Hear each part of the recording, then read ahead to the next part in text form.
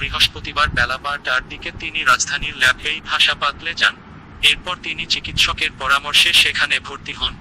বিষয়টি বেলা ১৩টার দিকে নিশ্চিত করেছেন শাকিব খানের স্ত্রী ও চিত্রনায়িকা অপু বিশ্বাস।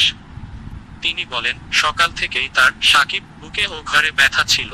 সে নিয়মিত হাসপাতালের চিকিৎসা নেয়, তাই নিয়মিত চেকআপের জন্য আজ গিয়েছিল।